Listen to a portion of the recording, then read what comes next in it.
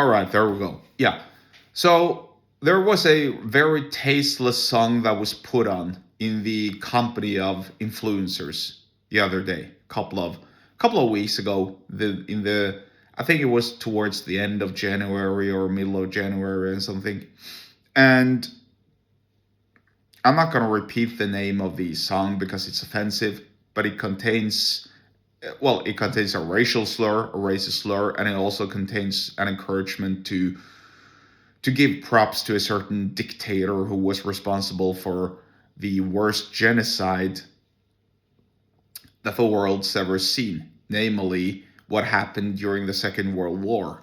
And I think everyone knows what I'm talking about, but once again, I'm not going to give that song any attention because it's so despicable and vile. And no, this is not me pretending. This is me being dead serious. I don't even want to repeat it. However, this actually, because the way I understood it, or the way I understood what happened, some very, very famous influencers were going out together to a nightclub. And for whatever reason, one of these retards, really, because he's a moron, he's a retard who does that, decided that it would be cool to put on that song and to insult so many people. And he only did it because, or my theory is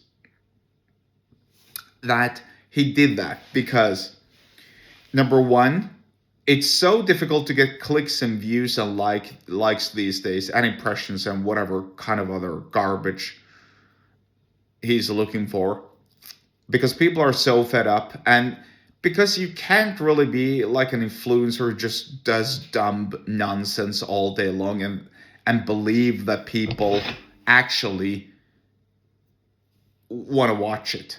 Those days of playing a video game and commenting and making fun and so on, they're gone. That's my assertion. I mean, what's the guy's name? PewDiePie, I think. I don't know if he still makes money. I don't know if he still does what he does.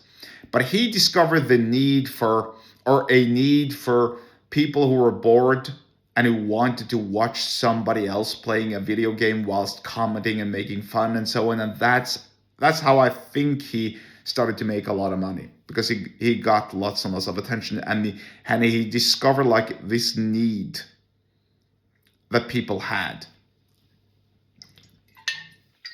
But those days are long gone now.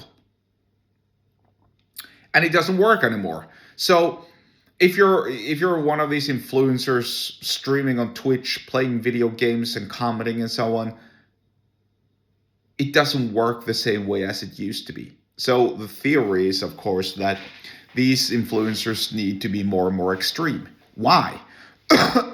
Because they don't have any lived experience to show for.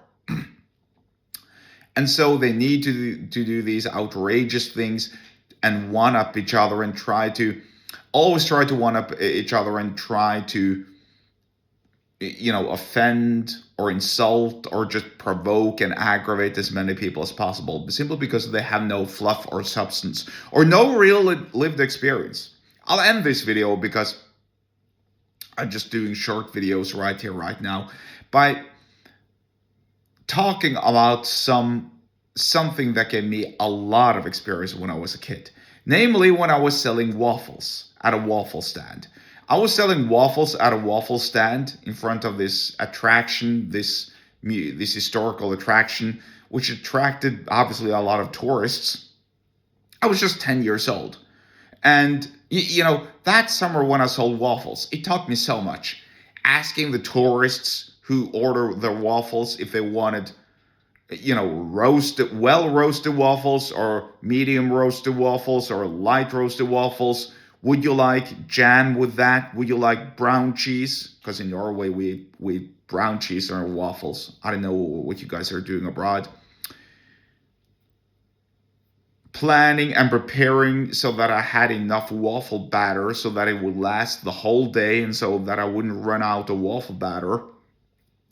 Placing myself so that tourists would easily see me. I actually remember one rainy day. A rainy day, I I needed to move inside this old shack that literally nobody hardly ever paid attention to. And I didn't make a single sale, which is obvious because nobody ever thought about going in there. And number two, I didn't even put up a sign which said Waffles. So people were just sort of like walking to explore what this shack was, and they happened to discover me by accident. So I made some sales, but not a lot. That taught me a lot as well. I mean, positioning, physically positioning yourself where the tourists are, or where your customers are. That and so much more. Talking to the tourists, finding out where they're from, learning a different language. I was 10. I didn't speak much English then, but I had to, because a lot of them were German, Dutch, and so on. They didn't speak Norwegian. They spoke a little bit of English. I spoke even less English.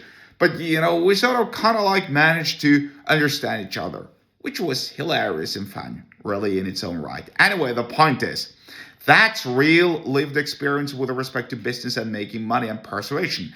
And you should do that as well. In fact, many of these influencers, they'd be better off getting a real job, working in the complaints department of some store, having to deal with people with their everyday problems and actually understanding how the world works.